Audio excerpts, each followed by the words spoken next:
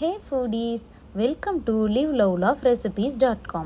இன்றைக்கி நம்ம சேனலில் நம்ம பார்க்க போகிற ரெசிபி வீடியோ என்னன்னு பார்த்திங்கன்னா, ஒரு ஈஸியான ஸ்டவ் டாப்லேயே செய்யக்கூடிய கெபாப் ரெசிபி தாங்க. இது ரொம்ப டேஸ்டியாக, ஜூஸியாக, கிறிஸ்பியாகவும் இருக்கும். இது எப்படி செய்கிறதுன்றதை நான் இன்றைக்கி உங்களுக்கு சொல்லித்தரேன். இப்போது நான் சொல்கிறது எல்லாமே 1/4 கிலோ சிக்கனுக்கு தேவையான பொருள் தான். ஸோ நீங்கள் அதை விட அதிகமாகவோ கம்மியாகவோ செஞ்சிங்கன்னா அதுக்கு தகுந்த மாதிரி கூட்டி குறைச்சி சேர்த்துக்கோங்க.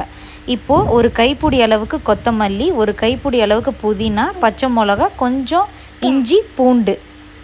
இப்போது இது எல்லாத்தையுமே ஒரு மிக்சியில் மாற்றிட்டு கொஞ்சமாக இந்த ரெசிபிக்கு தேவையான சால்ட்டையும் ஆட் பண்ணி கொஞ்சமாக வாட்டர் ஆட் பண்ணி நல்லா ஃபைன் பேஸ்ட்டாக அரைச்சிக்கோங்க.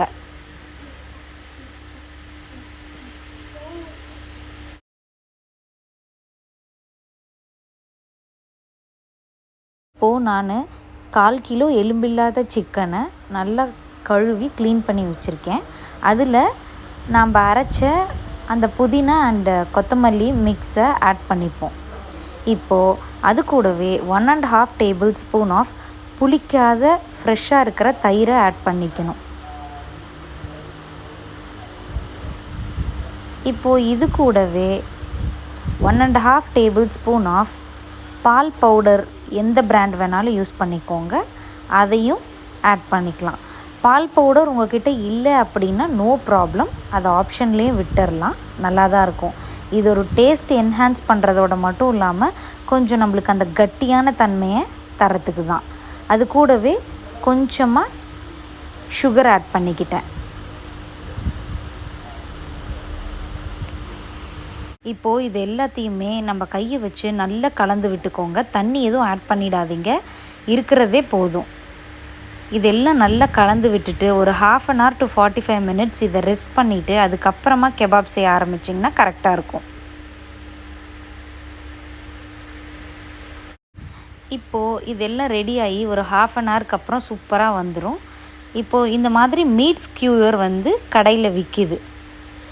இந்த மாதிரி குச்சி இருக்கும். இந்த குச்சியில் நம்ம என்ன பண்ணணும்னா, நம்ம ரெடி பண்ணி வச்சுருக்கிற அந்த சிக்கனை ஒன்றா இதில் கோத்து ரெடி பண்ணி வச்சுக்கோங்க. பிடிக்கிற அளவுக்கு மேலேயும் கீழேயும் இடம் விட்டுருங்க. மிச்சம் எல்லா இடத்துலையும் நீங்கள் சிக்கனை கொஞ்சம் தள்ளி கோத்துக்கலாம். இதோ இப்போ நான் ரெடி பண்ணி வச்சுருக்கிறேன் பார்த்தீங்களா, இந்த மாதிரி ரெடி பண்ணிக்கோங்க.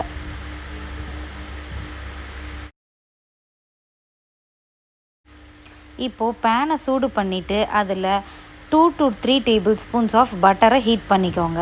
இது பட்டரில் தான் செய்யணும்னு இல்லை, சாதாரணமான எண்ணெயிலையும் செய்யலாம். நான் பேலியோ ஃப்ரெண்ட்லி ரெசிபியாக இருக்கணும் அப்படின்றதுக்காக பட்டர் யூஸ் பண்ணியிருக்கேன்.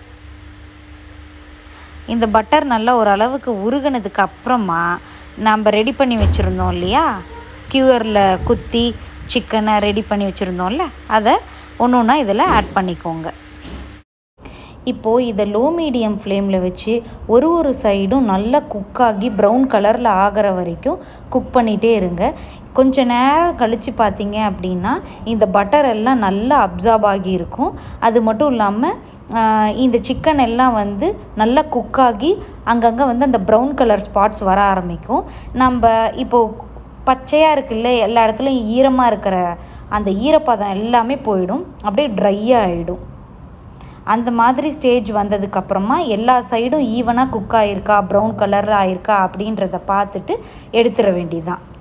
இன்கேஸ் உங்கள்கிட்ட ஸ்கியூவர் இல்லை அப்படின்ற பட்சத்தில் நீங்கள் இது எல்லாமே ஒரு இரும்பு தவாவில் செஞ்சீங்க அப்படின்னா நல்லாயிருக்கும். இரும்பு தவாவில் ஒரு 4 to 5 டேபிள் ஸ்பூன் ஆஃப் ஆயிலில் ஹீட் பண்ணிவிட்டு நம்ம ரெடி பண்ணி வச்சுருந்த இந்த சிக்கனை அப்படியே அதில் ஆட் பண்ணி நல்லா ட்ரை ஆகிற வரைக்கும் ஃப்ரை பண்ணிகிட்டே இருங்க.